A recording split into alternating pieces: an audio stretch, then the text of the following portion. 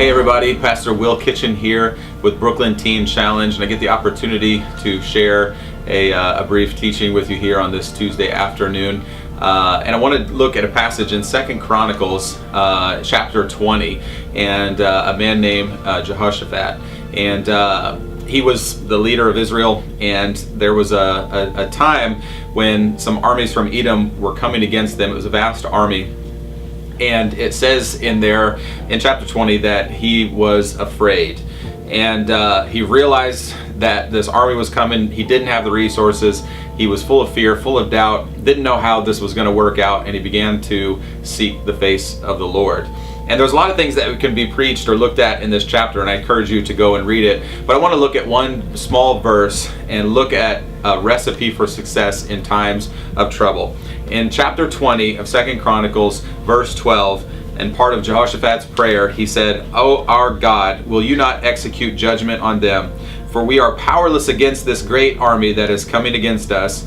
We do not know what to do, but our eyes are on you."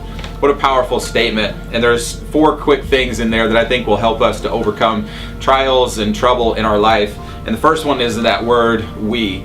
One of the things that I've learned in my years with walking with the Lord is that I am no good when I try to do things by myself. In fact, when I isolate in times of trouble, I feel like I do more of the enemy's work for him that he doesn't need my help doing.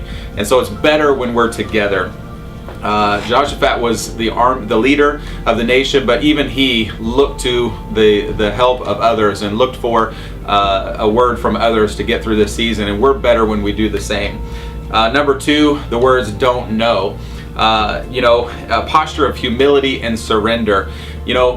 There's a term called backseat driving, and so many times we get in a situation we want to trust in God, but then we also want to tell God what to do to help us get out of our situation. That idea of posture and surrender is saying, man, I don't know what to do, and I'm taking my hands off. And allowing God the opportunity to be God in the situation.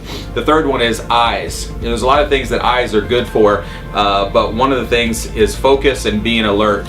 Being ready for what God is doing and how God is going to lead. Being ready to hear His voice and being ready to move when it's time that He says it's time to move. And the last one is you, and this has to do with trust. Listen, Jesus has had your back before, and He'll have it again.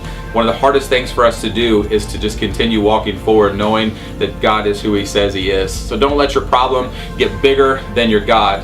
Keep your eyes on Jesus, walk with others, have a posture of humility, and be alert for what God is wanting to do, and He will lead you out of your troubles. Amen.